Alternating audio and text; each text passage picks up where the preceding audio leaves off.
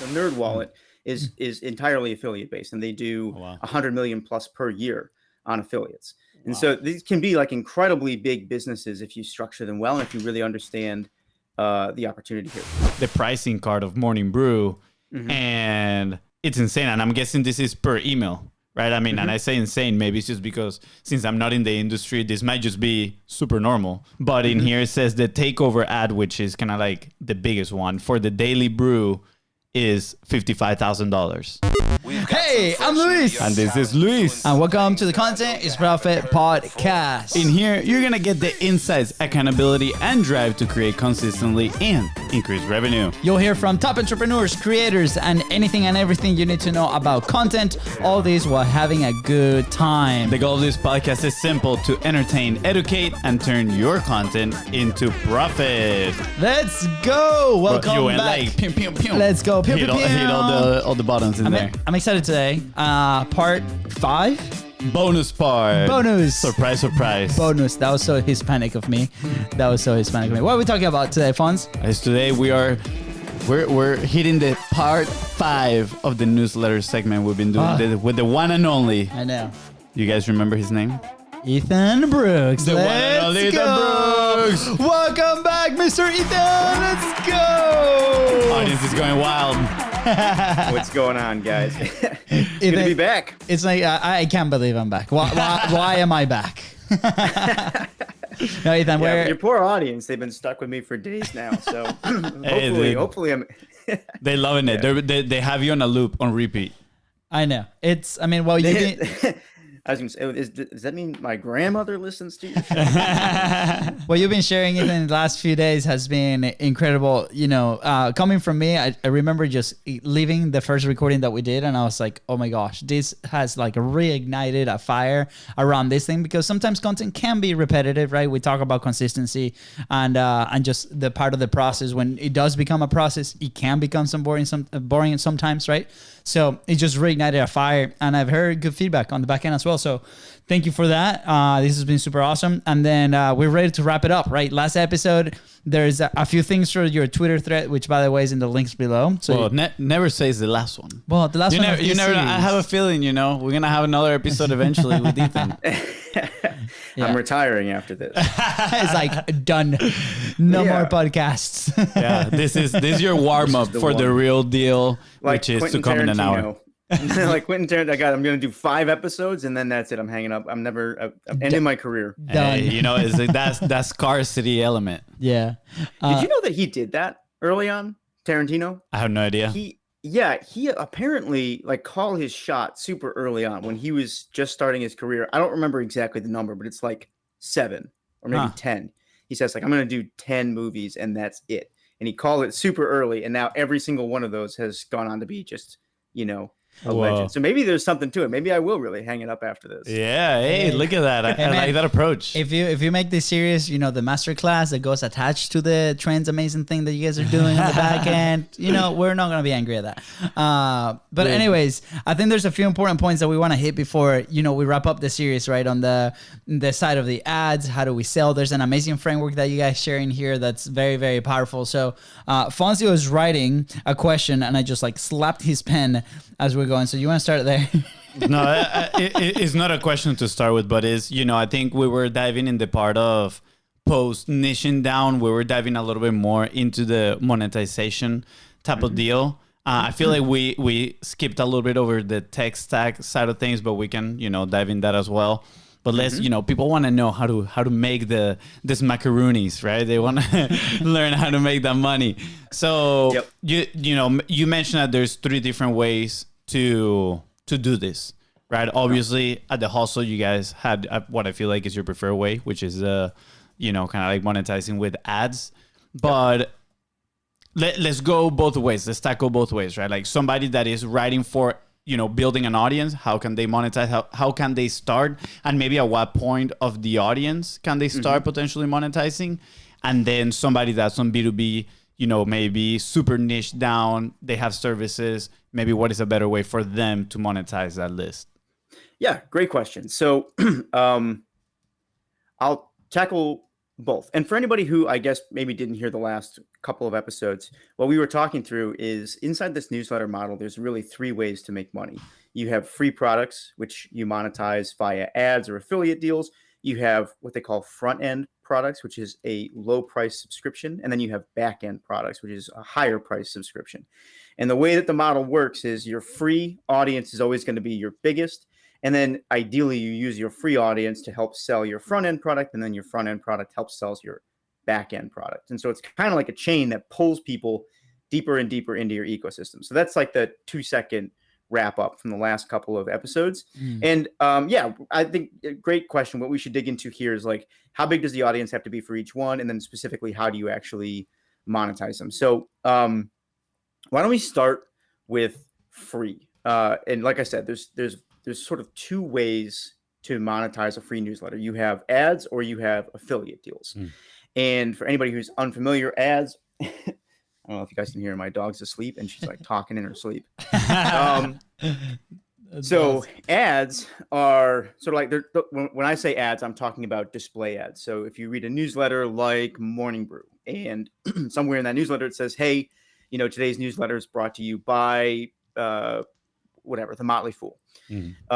That's one way to monetize. But then there's another way, which is affiliate deals. And an affiliate deal, for anybody, again, who may not be super familiar with this, is an arrangement that you work out with a company where you'll link to their products inside your newsletter or somewhere on your site.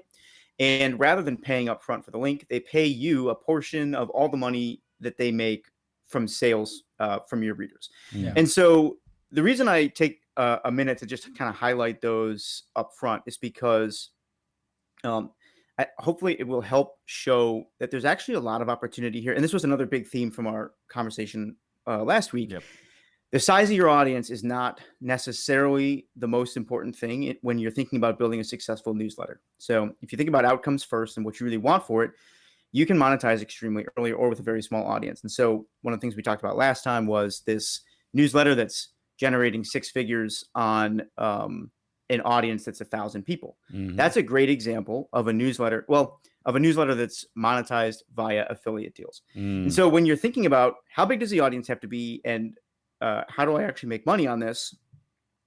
I'll give you the simple answer, which is for affiliate deals, it doesn't matter because you're basically being paid for performance. So people don't care how big your audience is, and they all they basically care is are people buying?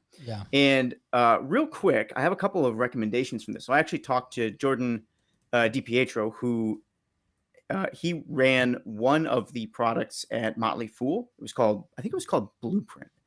And that was an entire publication. The whole purpose of it was just to recommend software to people. So like if you were trying to figure out what's the best software to run my website on, or what's the best software, like what's the best CRM, right? Blueprint would compare a whole bunch of them. And then that publication made money on affiliate deals for those pieces of software. So when people said, oh, I think, maybe like HubSpot is the right software for me, clicks through and then buys it, boom, HubSpot kicks a portion of that over to those affiliates. So they were running like a multi-million-dollar affiliate business. And he told me that the 3 places that you can look for, or that you want to look for affiliate deals early on is Share a Sale, which is a website, Commission Junction, which is often referred to as just CJ, but Commission Junction is the full name. And then Rakuten, I think is how you pronounce the third one. It's Rakuten. So let me make sure I'm lining this up in a way that makes sense. If you're talking about monetizing a free newsletter, one of the earliest ways that you can monetize is via affiliate deals. And the reason for that is because the size of your audience doesn't matter. The only thing that matters is whether or not they want the things, that your affiliates offer. Now, there's 2 ways to get affiliate deals. The first is through these sort of like platforms that I just mentioned, which you can, in a lot of cases, you can just go and sign up for them, right? You don't even necessarily have to apply or go through a lot of hoops. But another way is to just find companies that you love or that your readers will love. And very often they're going to be willing to work out some kind of affiliate deal on the back end as well. And the reason for that is because a lot of companies, especially now, they're paying for ads. And so they know how much ad spend it's going to take them roughly to get a customer. And so if you come to them and offer to send them customers for that price or close to that price, maybe even a little bit less, they know that they're getting a deal on that. Absolutely. And the fact that they don't even have to pay unless they get a result, it stacks all the chips in your favor for creating these kinds of deals. Yeah. So affiliate is probably the fastest way to monetize a newsletter with a small audience. It can be big depending on it can be big depending on a couple of factors. And I'll talk through those factors next if you're interested, because they're going to help determine at what point you can monetize other types of audiences too. So should we get into that? Sure, absolutely. I think like in part of it, you mentioned that point where you should start selling ads as well, right? So like how can we use this as a leverage to bring in more people into the newsletter or your publishing platform, and then going into how big is big enough to start going after these advertisers, right? Yeah, for sure. And I like before we continue real quick, sorry, then I really like the affiliate side of things. We kind of like got our education on email marketing around affiliate. We come from I don't know if call it the ClickFunnels school, but right. We learn a lot from that company, and they do a lot of affiliates, right? And you mentioned a few pages here. I just wanted to add a few other marketplace in terms for maybe people that are looking to do affiliate with, other different type of companies. You got clickbank.com. Right? You got JVSU. So usually these ones are more on the info product type of things, right? So if you got somebody, I don't know, that is interested in gardening, and somebody has a course on gardening, and you have a newsletter on gardening, guess what? You can potentially partner with them and sell that course for them, and you get like pretty good commissions. Honestly, I've seen some that are like 80% commission, right? It's pretty impressive on very high ticket programs. So I can definitely see how the size doesn't matter, right? That's the ad that we're gonna place. Size doesn't matter. So awesome. Thank you. I just wanted to bring it back a little bit on that B2B sense, because it really helps. And honestly, it sounds scary, but at the same time, it is such a great opportunity. Mm-hmm. No, great point. And just to double down on what you were saying there in terms of it, like the fact that the size of your audience doesn't necessarily matter, and there's a big opportunity here. I think a lot of people probably underestimate how much you can make on affiliate sales. Like, as one example, like Wirecutter is an affiliate, maybe not Wirecutter, but NerdWallet. So NerdWallet is entirely affiliate based, and they do 100 million plus per year on affiliates. And so these can be like incredibly big businesses if you structure them well and if you really understand the opportunity here. So yeah, definitely don't underestimate affiliate. Now, as for how big your audience has to be, let me give you like a kind of a 3-part framework that people can use to think through. And the reason I like to kind of line this up for people is because this is one of the most common questions people ask about newsletters. They say, how big does my audience have to be in order to monetize? And it always kind of sucks for them, because the reality is that the real answer is it depends, right? And that's the 100%. Worst answer, but it's the only honest one. Yeah. So I can give you some basics, right? Like one of the guidelines that I give in I think that same newsletter thread is, if you're running sort of a general news audience, right? You're probably going to want to build to somewhere between 70 and 80,000 subscribers before you even think about doing ads. And there's a few reasons for that. But the biggest one is just when you look at the overall market for ads and the amount that you can charge for certain ads and the amount that you'll make versus the time it takes to land those advertisers, there really is kind of an uphill battle until you get to like the 70 or 80,000 subscriber mark. Below that, it's very hard to charge what your time is really worth. And I see this, I have to caveat this too by saying a lot of the research that we did was in 6, 7, and 8-figure newsletters. So if you're not looking to earn 6 or 7 figures from your newsletter, you can break all these rules, right? Yeah. But when I say this, I'm coming at it from the position of, well, I'm assuming you're going to try and build like a multi-million-dollar company here that can pay you a full-time salary and pay for growth and pay for other employees and stuff like that. So if that's the case, very often you're going to target that $70,000 to $80,000 range to sell ads. You can still start affiliate much earlier. But the real answer, when I say it depends, is like there's actually no one spot. And the reason for it is there's a few reasons. First, there's no set value on a set of eyeballs, right? And so like the best proof of this is you'll see companies that have very different size audiences and they're doing very different sized revenue, or even like similarly sized audience with very different revenue. Example, I think I mentioned last time is the Ferrari Market newsletter. They got 5,000 subscribers. They do about $2 million a year. Last time I checked. Wow. That's a lot. When the Hustle had 5,000 subscribers, we weren't doing $2 million a year, So your ability to monetize actually matters more than the size of your audience. But because there's no set value on the side on a set of eyeballs, and there's really no set value on an ad, it's better for somebody who's really going to make a go at this to have the frameworks in mind that will help them figure out for themselves when they can start. So I can give you like a soft number, which is that 70 to 80,000 if you're just selling normal ads. Yeah. That's where it's going to really start to make sense. But here's how you actually think through it so you can answer the question yourself. There's basically three things that come into play when it comes to monetizing your audience. How big is it? How engaged are they? And are they spending money based on your recommendations, right? And so those three factors are really the most important things to consider when it comes to when to monetize. Yep. And the good news is you only need two of them, right? So if you have a really big audience and they're like super engaged, you can make a lot of money on that, even if they're not spending a lot of money, right? And I think that's the good example there would be like Morning Brew, right? So their audience is huge, but they're not necessarily advertising like super expensive products. They'll have like Wrangler jeans or something like that. I mean, I feel like they sell the Morning Brew with the idea of, hey, we're distilling the news for you, so you don't have to spend hours, searching for them, right? So like I personally, when I signed up to the Morning Brew, it wasn't with the mindset of like, oh, let me see, how I get an edge with some products that they might be referring. It was more about, I just want to be efficient with my time and at the same time be aware of what's happening around me. Mm-hmm.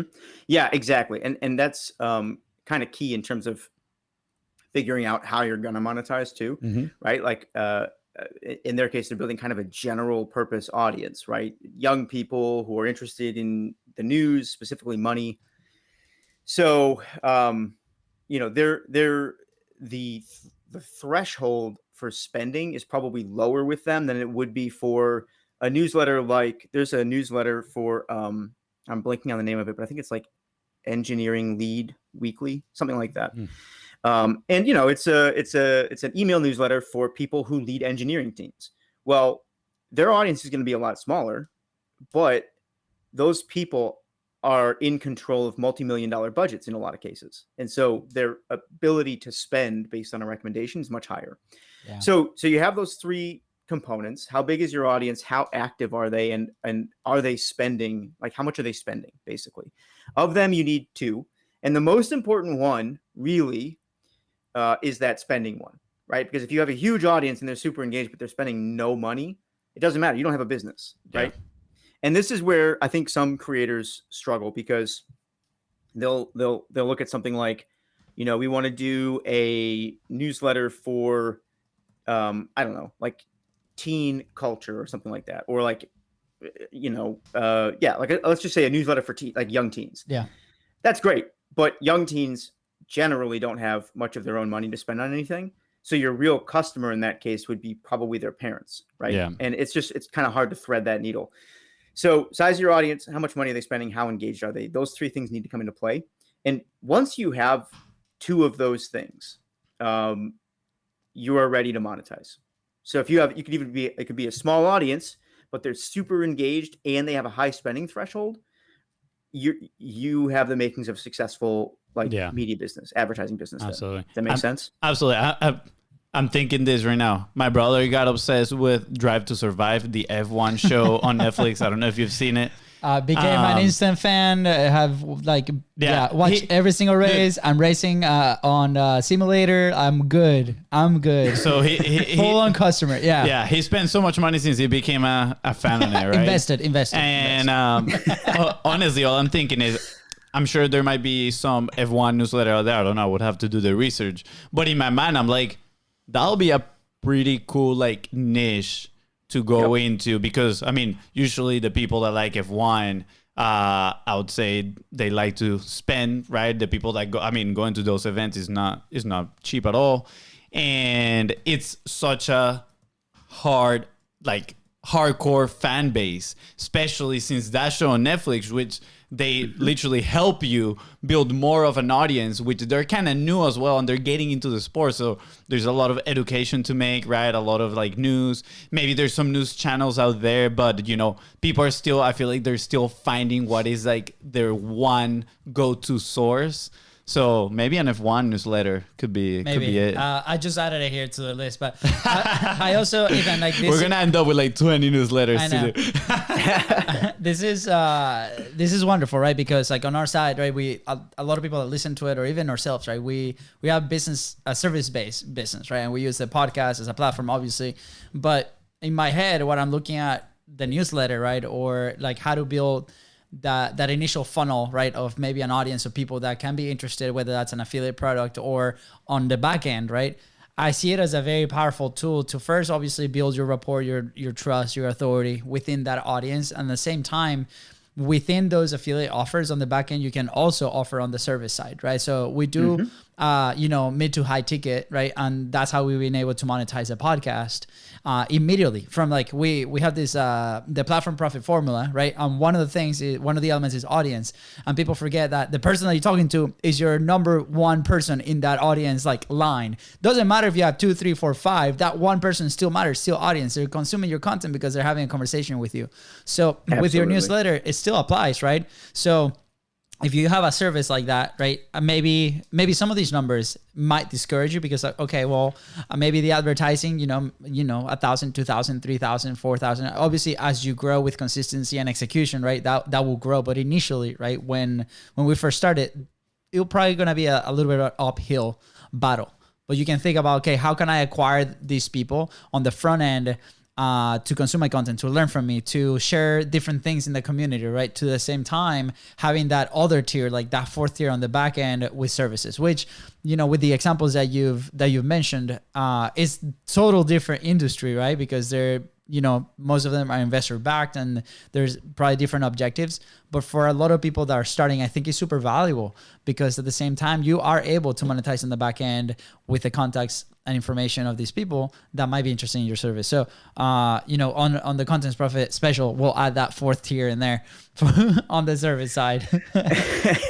Yeah, well, that's a great point. And I think this is a really good example of another sort of like major theme of the last conversation we had, which is that when you know the rules to this game, you can sort of break them in your favor, right? So, the general rule here is that, if you want to build a 6 or 7 figure newsletter company, like newsletters specifically, you're going to need that audience, right? But you're going to need that 70 to 80,000 person audience because it's very difficult to monetize ads over that rate. But if you know the rules, like, hey, actually our audience spends a lot of money, so we could advertise, multi-million-dollar products in our newsletter or something like that. Yeah. Well, then now all of a sudden the rules are changing and you can adjust your expectations accordingly. You're not beholden to these benchmarks if you kind of understand how the game is played. And to your point, we laid out this kind of model of free front end, back end.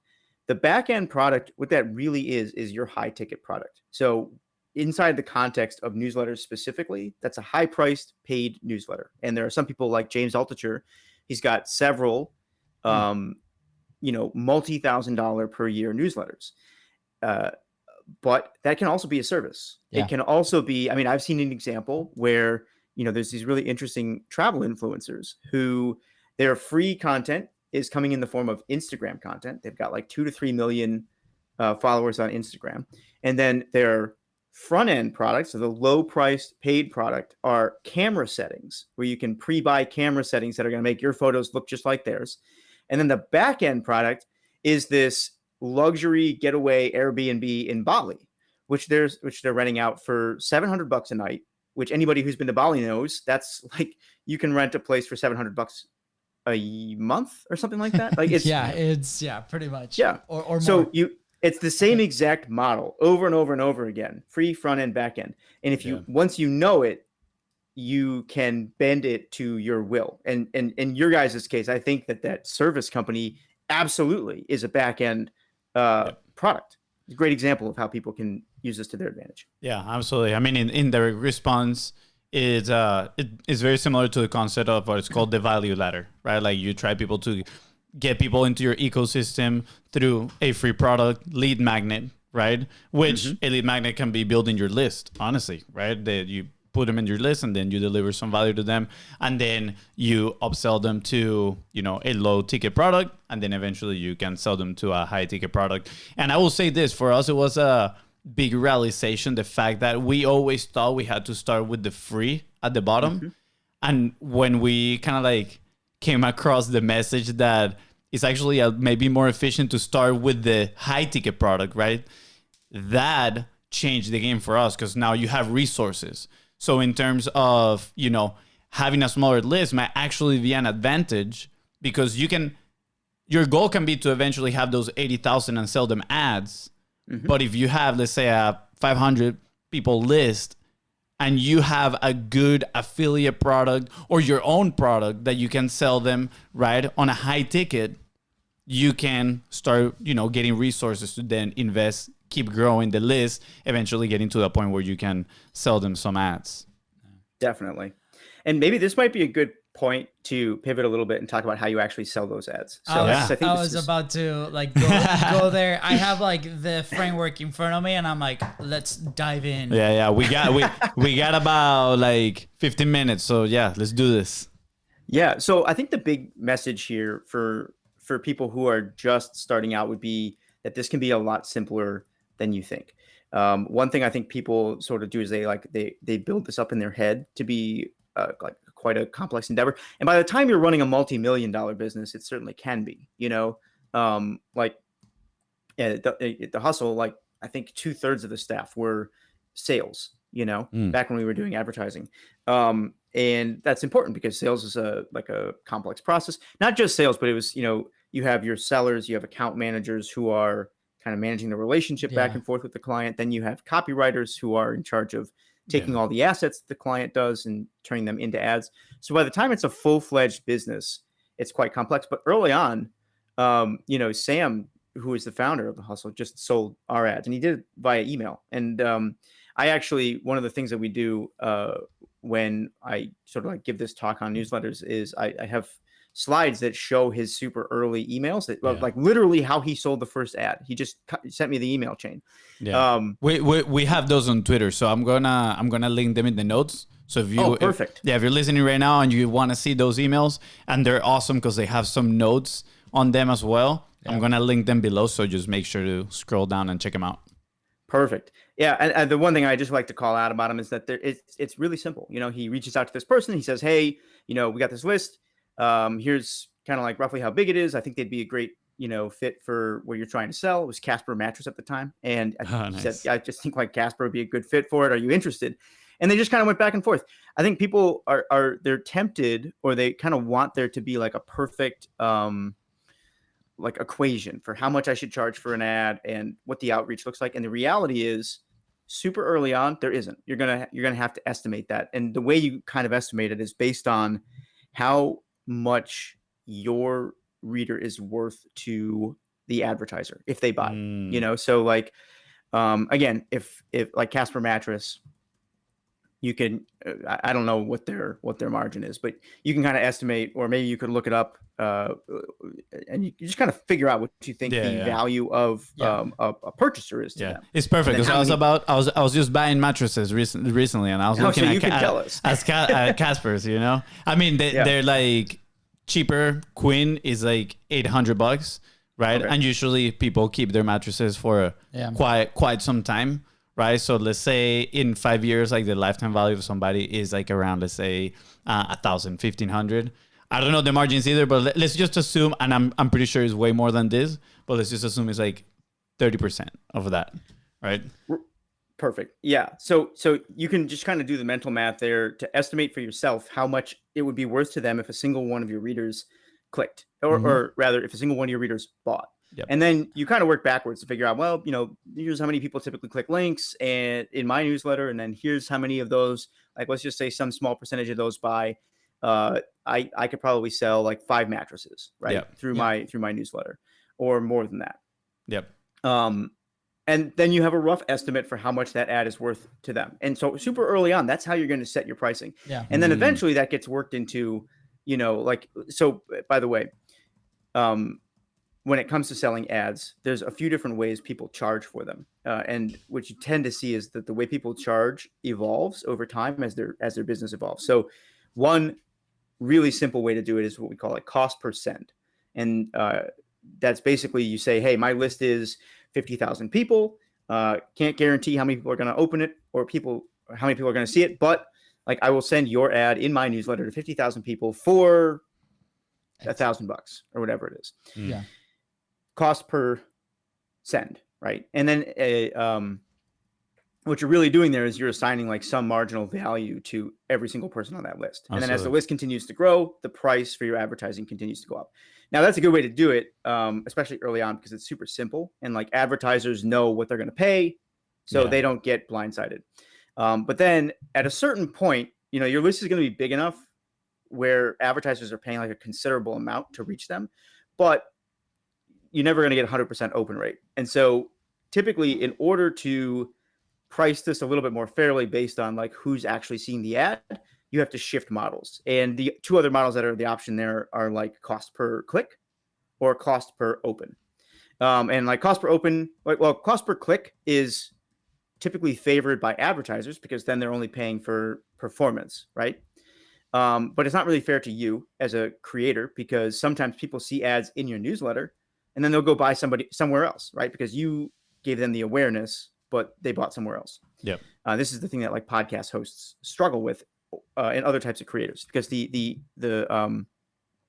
ability to sort of like see who really drove a sale just isn't quite there yet for the creator community. So what a lot of people prefer, and this kind of is the best of both worlds, is cost per open.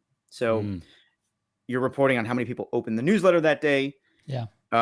Each of those opens is worth a certain amount, and then you just tally them up, and that's what the advertiser pays you after the fact.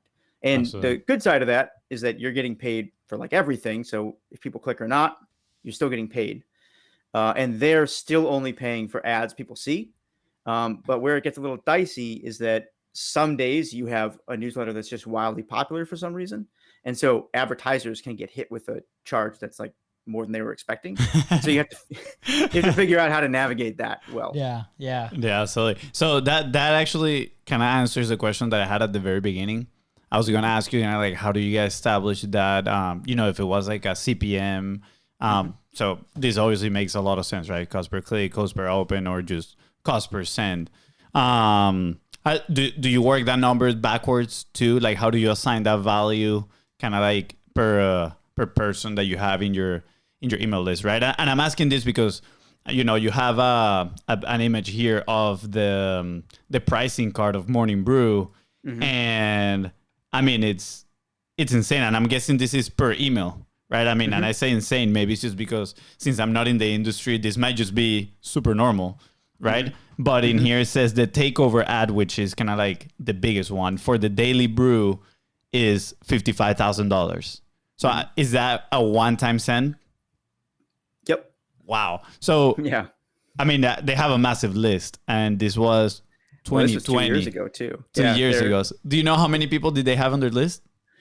Geez, I think they're either over 3 or 5 million at this point. I just saw a recent update, but I can never remember. At that time, they were probably somewhere between 1.5 and 2 million.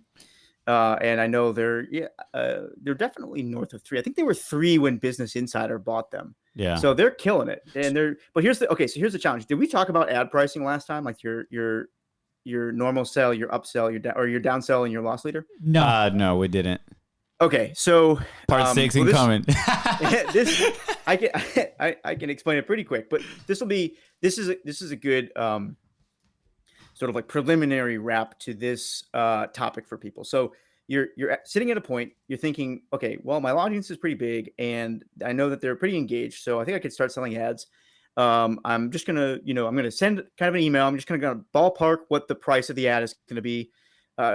One thing I kind of touched on this, but I really feel like it should be stressed is like a lot of creators are just way undercharging for ads. And part of the reason they're doing that is because they start advertising when they're too small.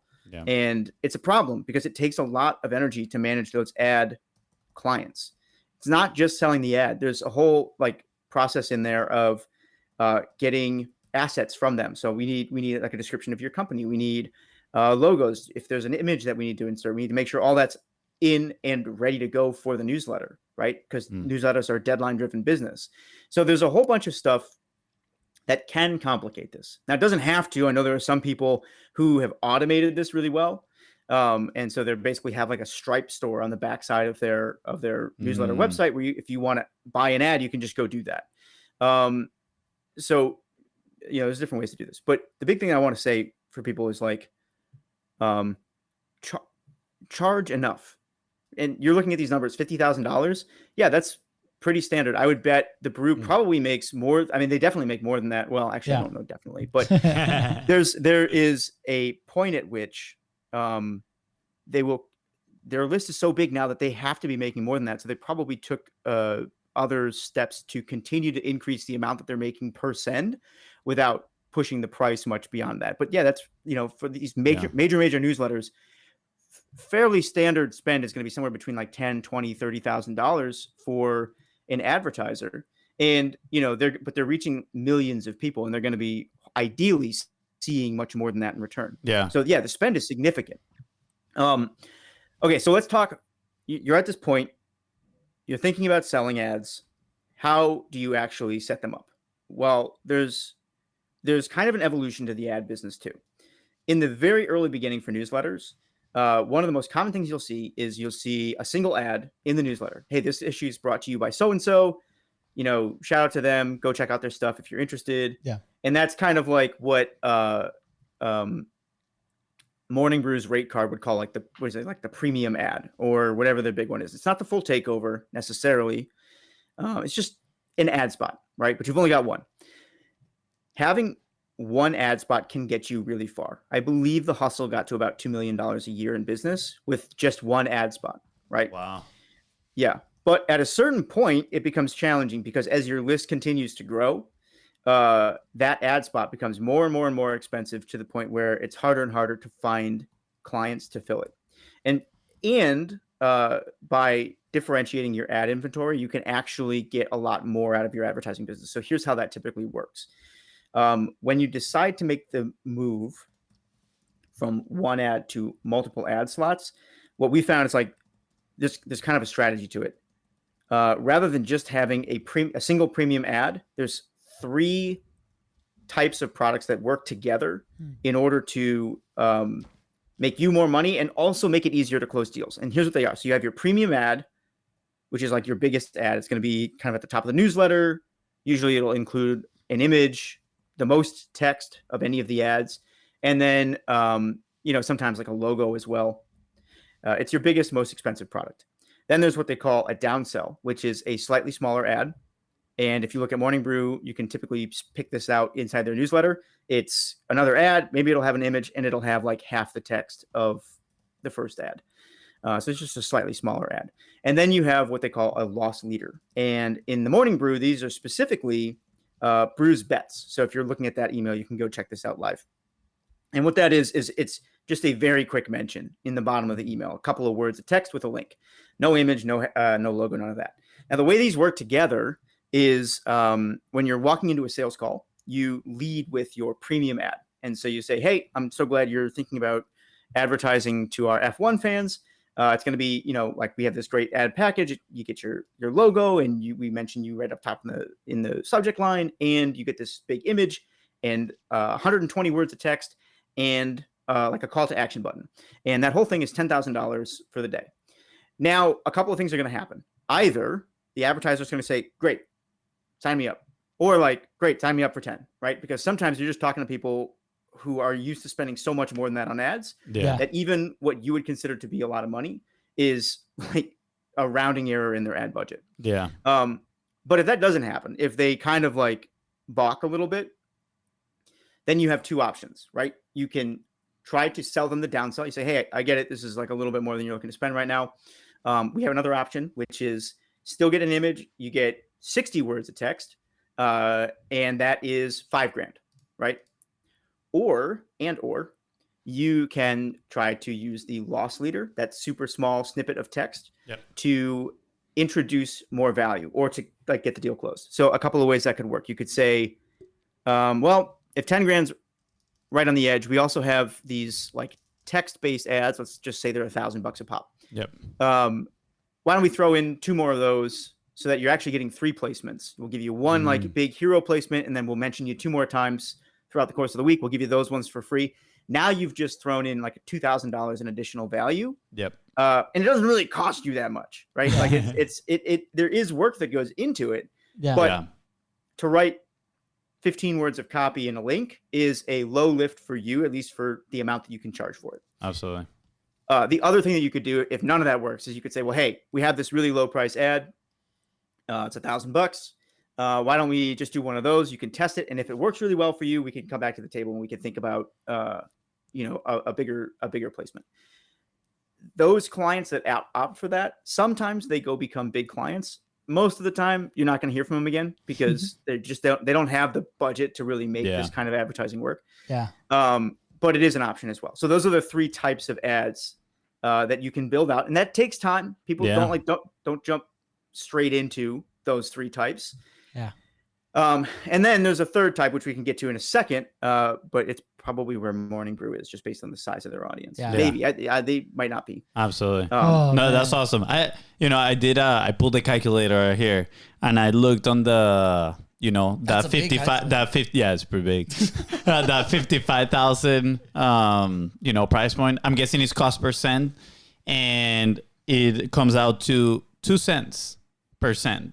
Right. Yeah. And then I was like, okay, well, if I had a 80,000 list, right, which is kind of like when you recommended to start looking for those ads, that would be 1,600%.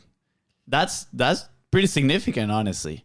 Right. Yeah. Imagine even if you're doing it once a week, imagine you're sending 1 email a week and you're pulling 1,600, and that's for one spot. Now, if you had some other spots, that is pretty significant.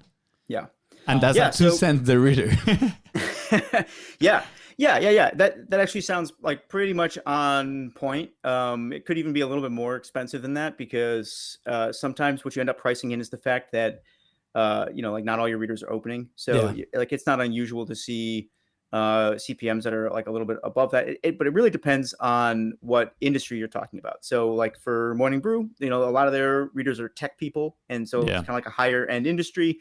There are more expensive industries where you're going to see much higher CPMs. Yeah. Like there was a really interesting one. I did the math one time. Oh, I'm going to forget the exact numbers, but it was on a clown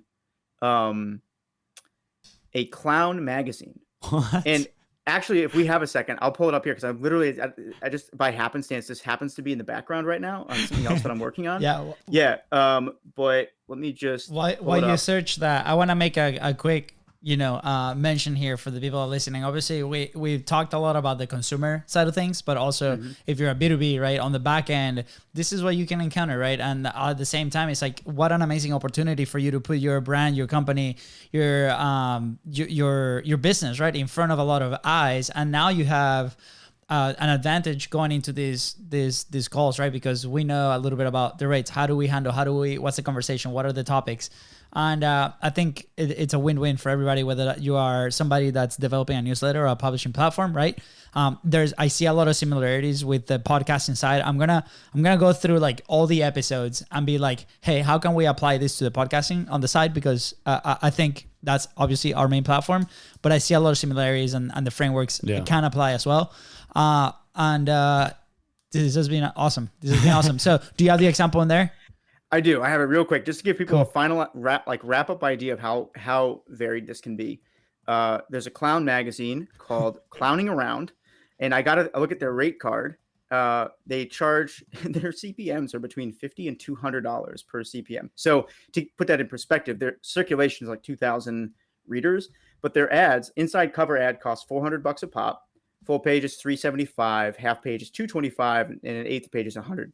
And so it just goes to show you that, like, depending on your ad inventory and the industry that you're serving, there's a lot of variety in here. You're going to have to kind of figure it out. Yeah. But as you mentioned, those frameworks hopefully are helpful to people. Yeah. So I feel like the more niche down you are, those prices probably increase at the end of the day.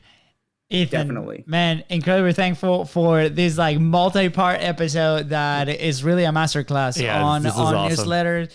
Don't go to any other podcast; just send them our way. You'll be like, hey, everything you need to listen is just Content is Profit. No, I'm kidding.